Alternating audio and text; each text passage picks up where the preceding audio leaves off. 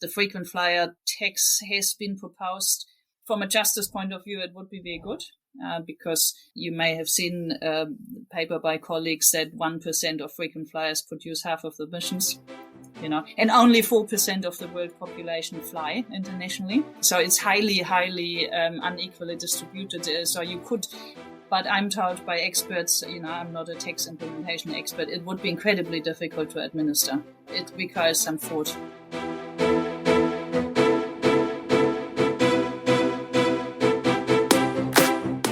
Welcome to Sustainability in the Air, the world's first podcast dedicated to sustainable aviation. I'm your host, Shashank Nigam, the CEO of Simplifying. Every Thursday, I have important conversations with top aviation executives, technology entrepreneurs, and policymakers helping aviation take climate action. Conversations that help separate the signal from the noise. Whether you are a frequent flyer or an airline executive, if you care about sustainability or simply love traveling, welcome aboard. My guest today is Dr. Suzanne Becken. Dr. Suzanne Becken is a professor of sustainable tourism at Griffith University in Australia, though she lives in New Zealand. She became famous recently when a paper she co-authored went viral in the travel circles because it talked about the large amount of resources and renewable energy that will be required for aviation biofuels and e-fuels. We dive right into that discussion. In fact, she's even quoted in our new book, Sustainability in the Air. I hope you enjoy this conversation with an academic and not necessarily a practitioner. Dr. Suzanne Becken doesn't shy away from the tough questions.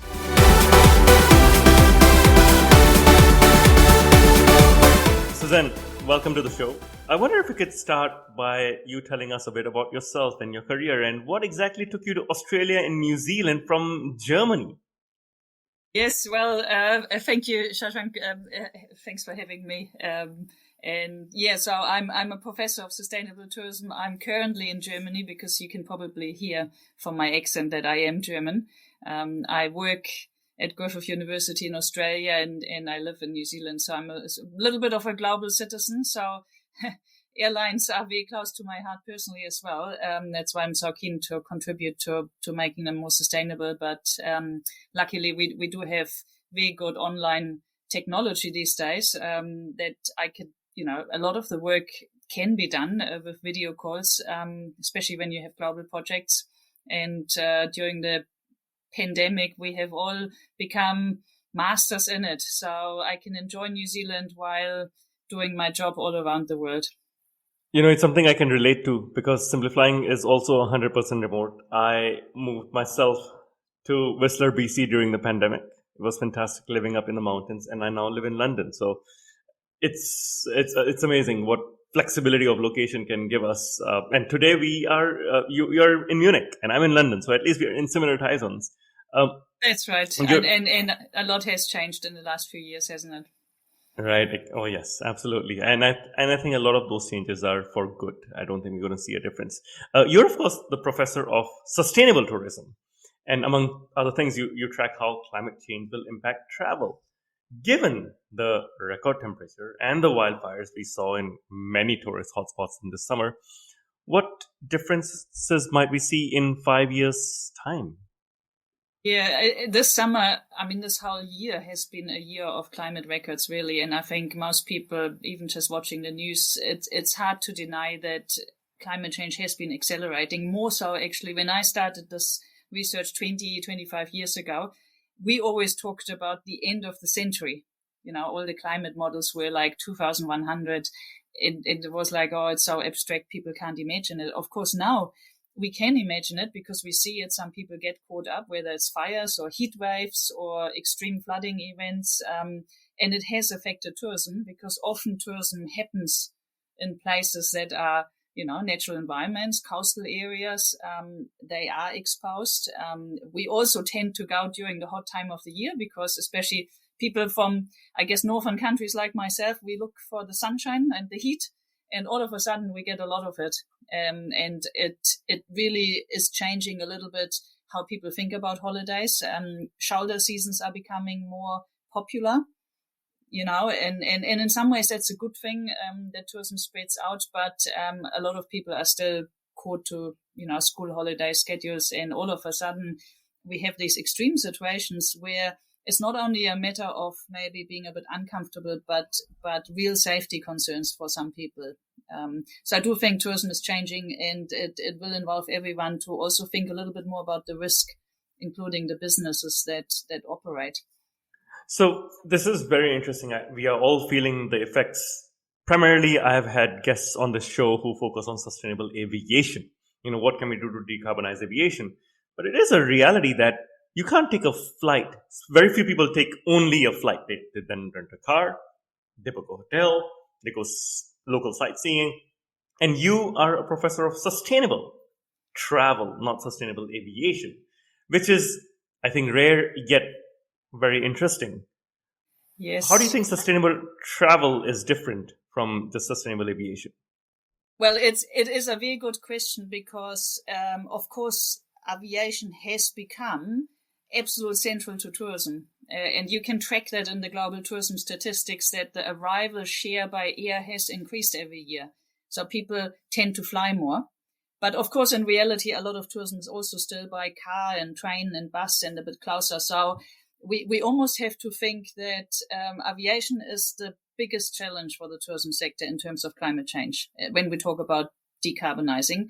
On the other hand, tourism will not stop. There could be a case to be made, and we may touch on it a bit more later, where you could say you could decouple tourism again from aviation. I mean, a lot of us in the pandemic also traveled closer to home. We took even, bicycle tourism, zero carbon, so tourism doesn't have to stop. A lot of parts of tourism can decarbonize.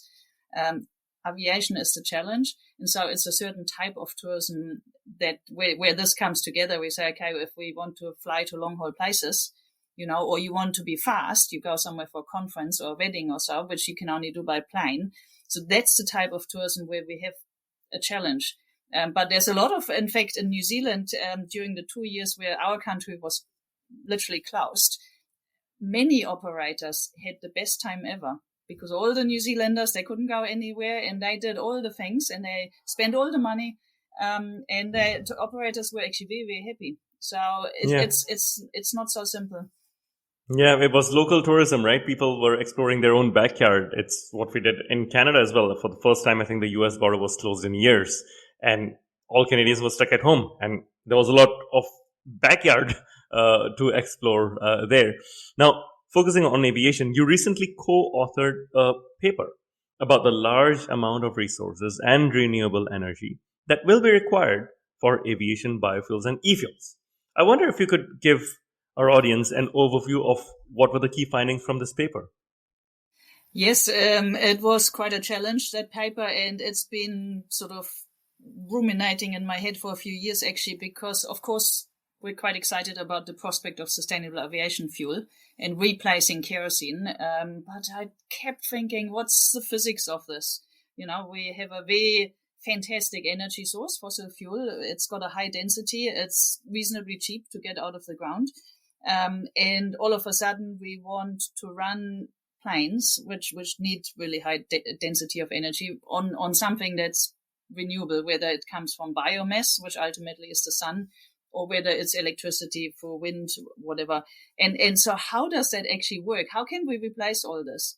And so we started doing a bit the maths, and I brought in my colleagues, Professor David Lee from Manchester and Brendan Mackey from Griffith University as well. And we took a year to really look at sort of the prominent aviation route maps, effectively for net zero 2050, what they propose, what they claim, what their assumptions are, and how this will add up from, I guess, the physics of thermodynamics, like how much energy do we even need to make this energy, and how much do we lose in the process, especially for synthetic fuel, how much feedstock is there, and then really importantly, how does this interact with other sectors?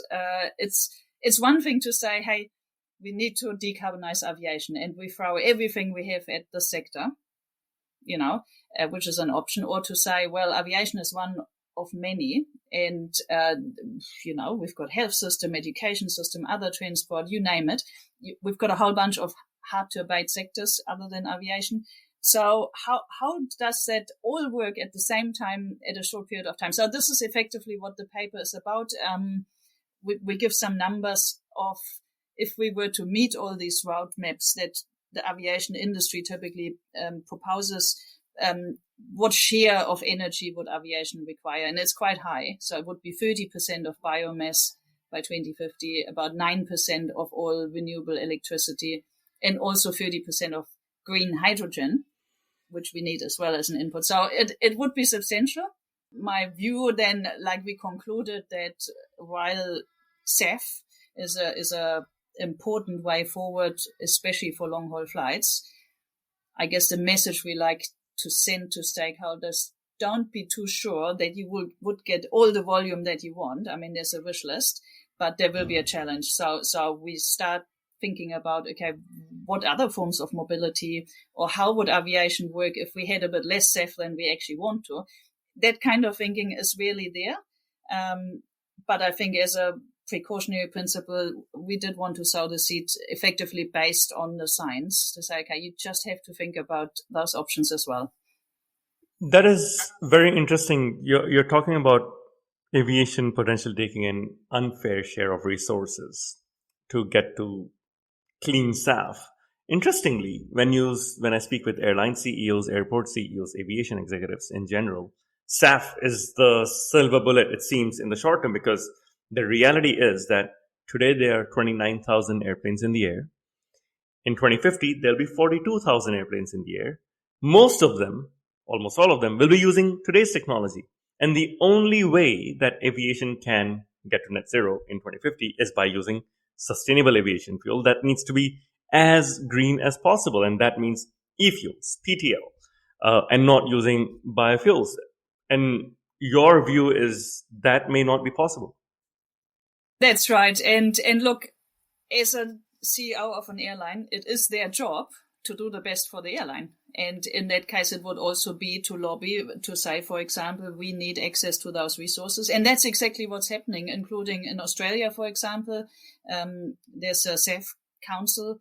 Of course, they lobby the government to say we need maybe to redirect some of those resource flows. We need access to the sugarcane industry and the oilseed industry and so on. So that's their job. My job as a scientist is to maybe look twice and say, okay, there's other issues to consider.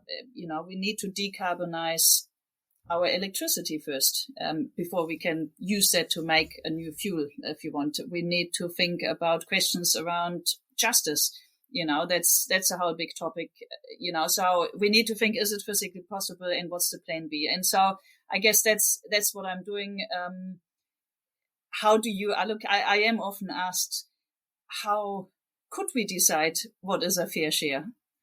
And where would aviation sit? And I think it really depends on what criteria we apply. So what I think, or what I fear a little bit is happening, there's the criteria of whoever pays the most gets the resource. So that's market economics. And look, if aviation is important for enough people who can afford it, maybe I'm sad because I'm a professor of tourism, I'm in this boat as well.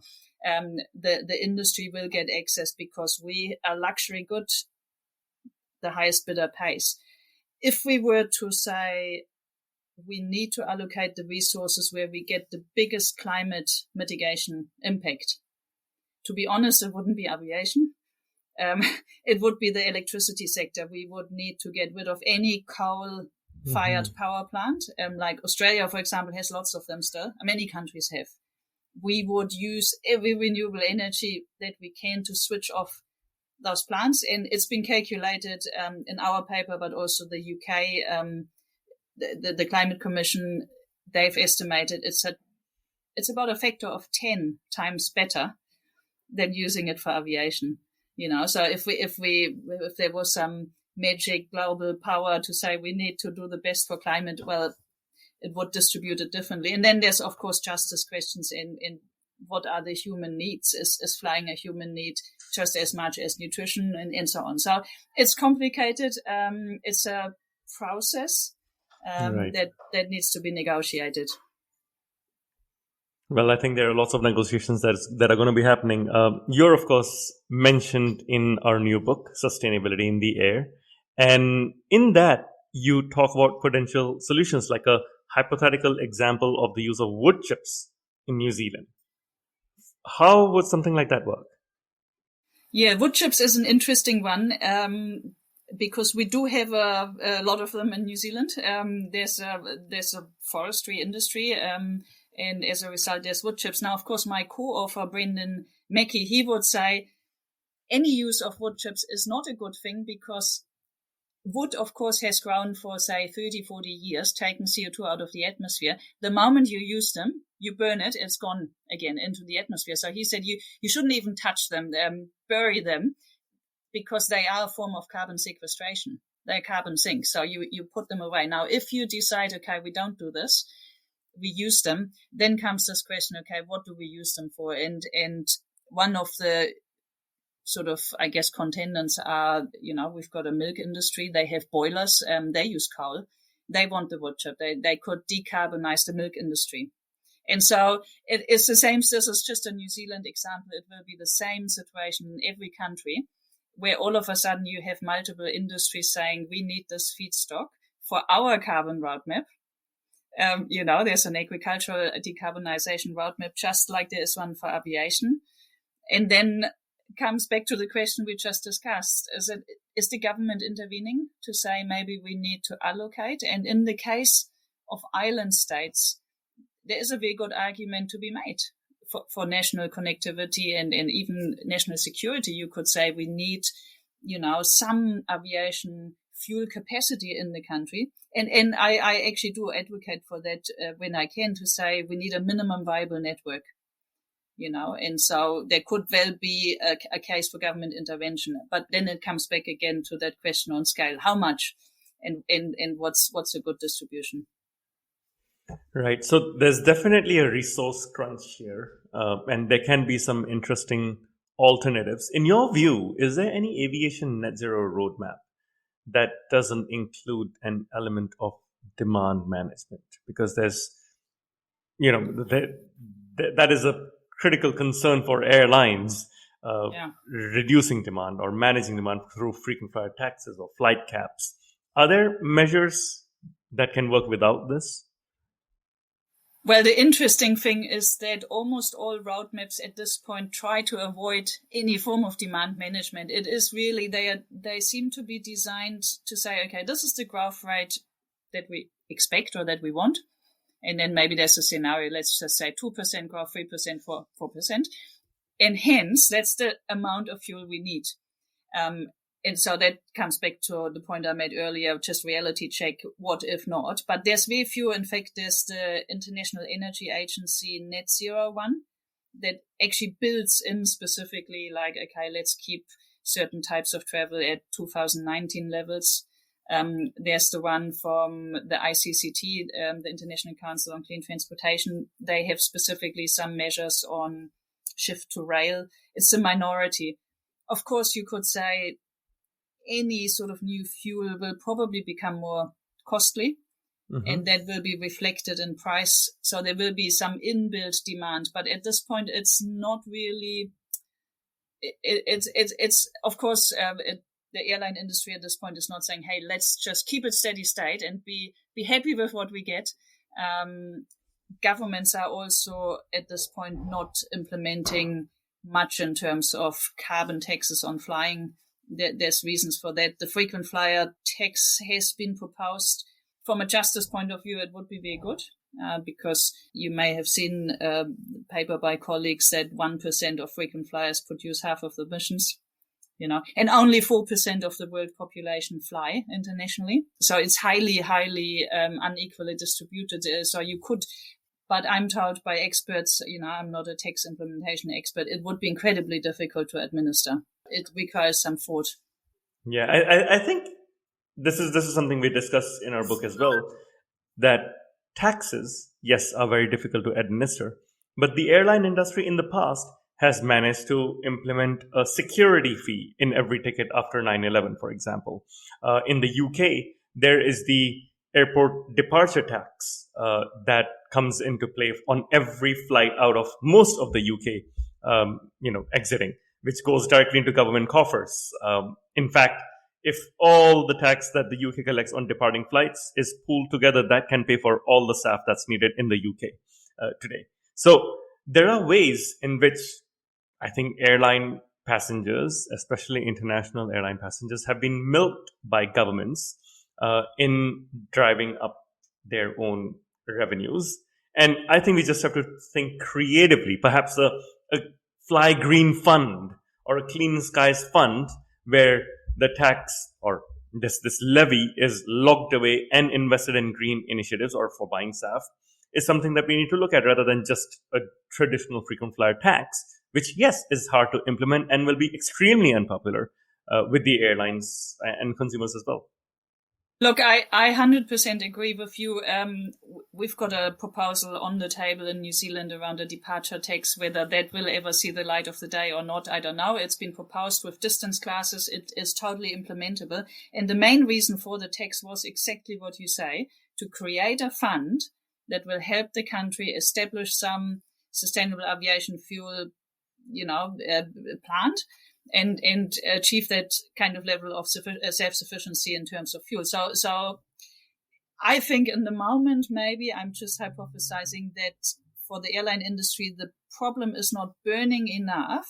So we've got a lot of help. We've got a lot of technical progress, but to really say, okay, we need to self-regulate here. We need to advocate for this levy because we need, there's a figure, there's some estimates, but let's say we need $1.5 trillion for this transition. And there's only one way to create it now while we can and charge, and then we need to do this. It's a very difficult problem, of course, with these types of common problems where someone needs to do the first step. In the moment everyone sits back, and maybe governments should do it, or maybe the airline industry as a whole. But I agree that it needs to be financed somehow.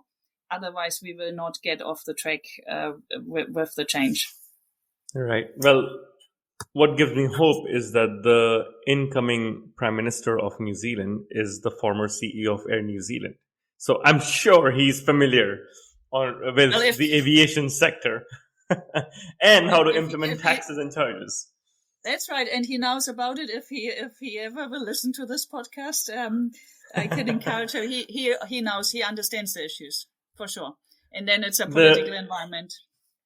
The interesting thing is, in my first book, Soar, he was the CEO of Air New Zealand when I wrote the chapter on the entire airline. So I will actually send him a copy of this podcast. How's that? I think he'll be delighted. I think we will all be delighted. So let's work on that. One of the challenges, though, is governments typically make policies that are popular and not unpopular. So if you go to a country like the Netherlands, where there is significant climate awareness, the government is listening to customers and doing things like, flight caps or airport caps. And there are lawsuits being brought up by climate activists. But in a place like New Zealand, which is heavily dependent on tourism, Pure New Zealand, I believe. 100% Pure New Zealand has been their motto for years. There have been previous tourism ministers who have gone on to become prime ministers in countries like New Zealand. You mentioned island countries, which are often dependent. How do countries like that deal with this dilemma? On one hand, there is economic certainty and stability and growth, tourism revenues. On the other hand, there is the sustainability argument. Since we are talking about New Zealand, 100% pure, will it continue to remain 100% pure if it meets or exceeds its tourism targets?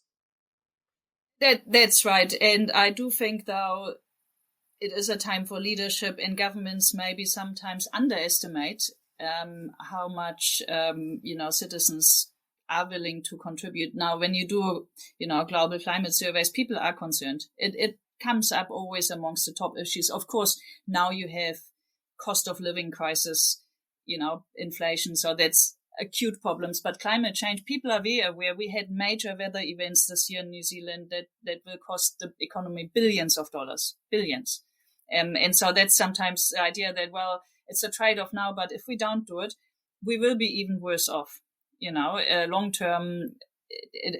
So I think people are not completely stupid. They can be explained to say, okay, this is an important measure. And this is why I say the minimum viable network. We need to make sure also New Zealanders can go overseas.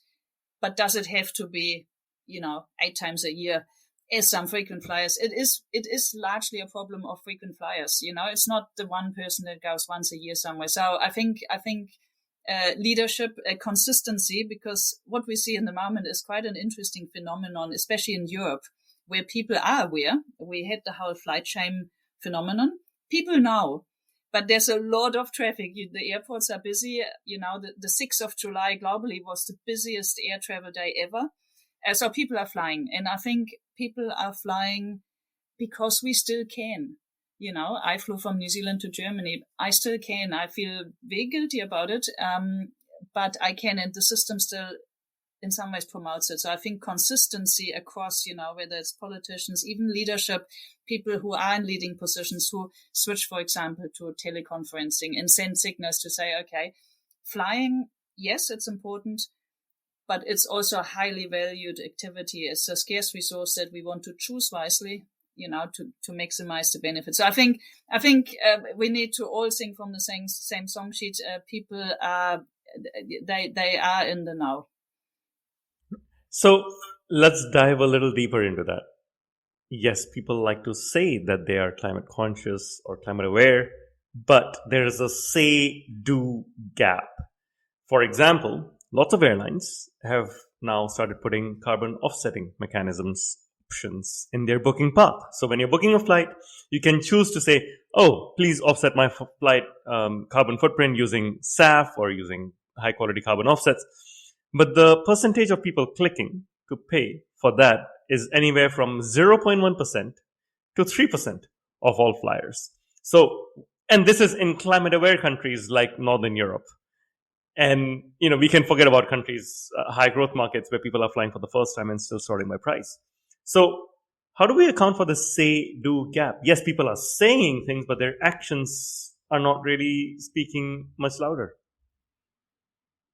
That's right. And it is complex. Obviously, it's a general human phenomenon, isn't it? We all make good resolutions in the beginning of the year and, we say these things and then we might do something else. So that's one thing.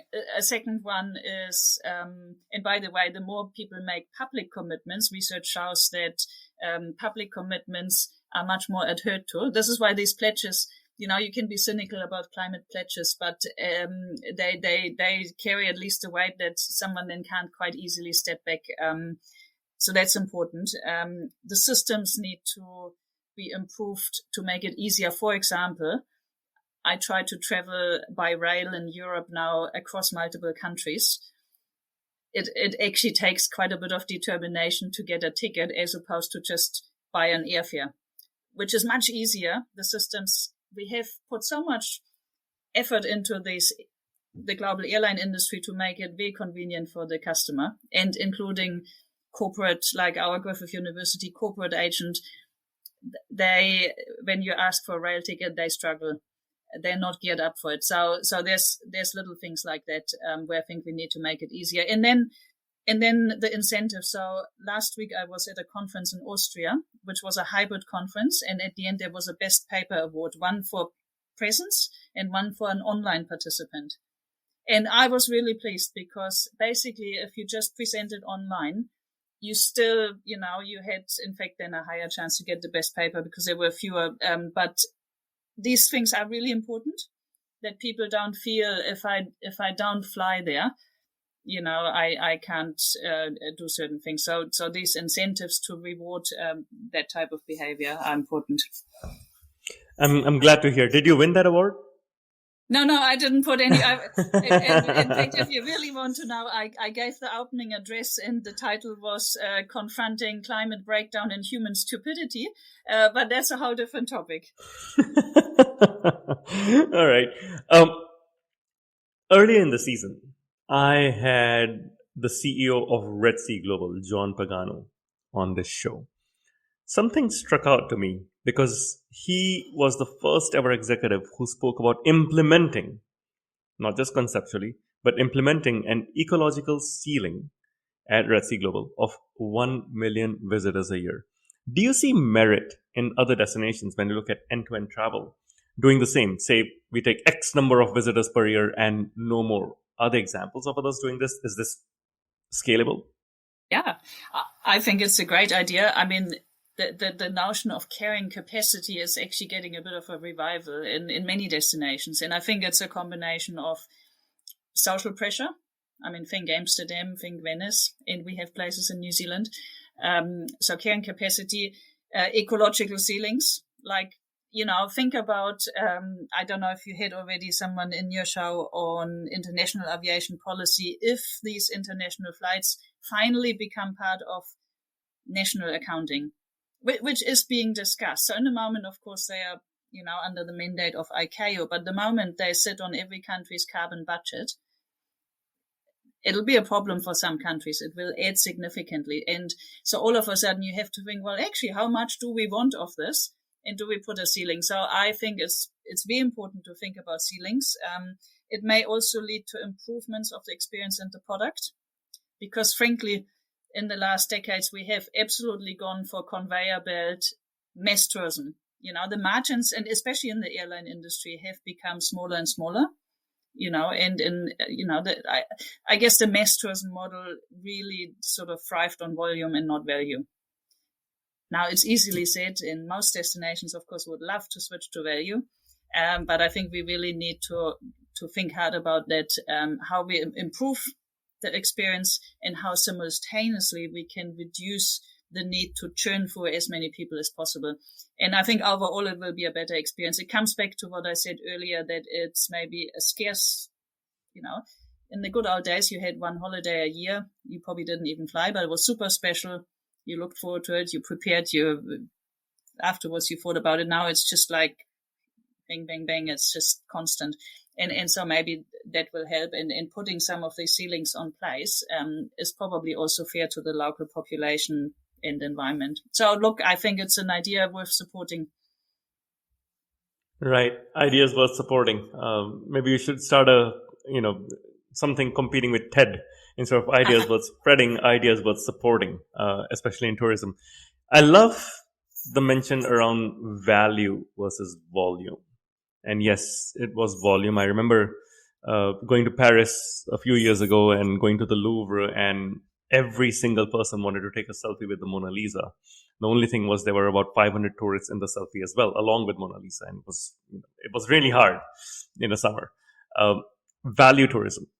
Can you think of examples of countries, cities, destinations that are doing well in this regard, which are doing value tourism well? Yeah, it's a really great question. I mean, there's your classic examples like Bhutan, and there's specific circumstances in that they're quite highly controlled tourism sector where you can only fly with the airline and only stay and so on. So I'm not saying everyone should go like Bhutan, but it is one example where they limit the numbers they charge, reasonably high sort of sustainability fee, like an entry fee. So there's that. Other countries. It's interesting you mentioned Bhutan. I just want to take you up on that, because Bhutan this year reduced their entry fee because they had increased their entry fee after COVID. The number of tourists dropped so significantly that they've decided to lower their fee. It seems like, yes, they are going for value, but they also want a minimum volume as well. So it seems like even Bhutan has buckled. Even Bhutan, that's right, because it just shows you the hopes for tourism as poverty alleviation tool, and that is the balance. I mean, Vanuatu in the Pacific Islands would be another example where they really try to ensure that tourism is an outcome for the local well-being. But even there, again, you will have these situations where you have cruise ships, increasingly large cruise ships pushing in, which might undermine well-being. So it just, I guess, eyes wide open when you are in these positions where you can influence tourism in a country. Yes, you want to reap the benefits, but you also don't want to create dependencies and ecological damage that will backfire. So yes, it's a balance. But I think what we've seen before the pandemic, when the thresholds are exceeded, you will now for sure, because there's a point where even the local people just don't take it anymore. Right. Since you're talking about the Pacific Islands, a good example that comes to mind is Fiji. I had the CEO of Fiji Airways on the show, and he told me something very interesting. They're thinking about it like an Iceland Air model with a stopover program, but the stopover program is around conservation. So on the flight, you learn about Sabu the turtle, the sea turtle, and then you can go land, and during the stopover, you can go plant mangroves. You can visit the turtle sanctuary, and in the end, you can plant enough mangroves or do enough conservation efforts on your stopover that you take care of your carbon footprint from the flight itself, which I thought was a very creative manner of addressing this. Yeah, no, I agree. I mean, this whole idea of regenerative tourism, which has got traction, and especially in the Pacific Islands, because it also fits the cultural, the worldview of us being one with nature, and tourism not just coming and taking, but actually giving back, and I think that has great potential. We still need to decarbonize the flight, of course, but I think the shift in thinking a little bit, what can tourism do for the country? Not just we're here to serve tourism. I think that's a big shift, and we can, many visitors are very keen and willing to engage in those things. Right.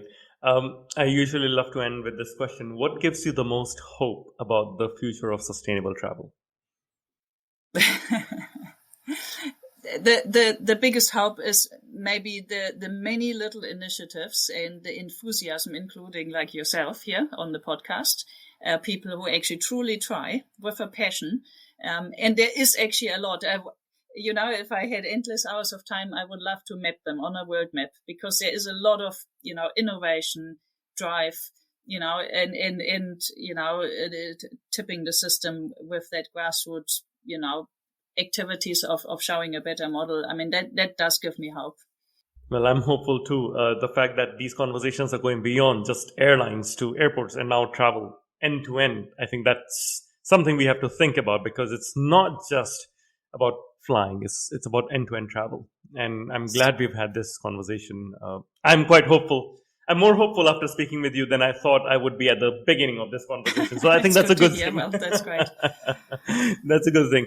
Now, the final part of this interview is what I call the rapid fire round, in which we get to know you a bit more personally, especially in your case, your students and fellow academics who may not have known about you. So I'm going to ask you simple, short questions, and you can give me one-line answers or one-word answers. And we'll start something simple with what's your favorite book? I think my favorite book is Homo Sapiens from Harari, Israel philosopher, because it's just fascinating to read about the whole history of where we came from, and really interesting read. I read it a couple of times now. Yeah, it's very, very fascinating. Harari is one of my favorite authors as well, and I enjoyed Sapiens even more than Homo Deus and then the 21 things that he came up with afterwards. Yeah. It was original work, truly original work. What's your favorite movie?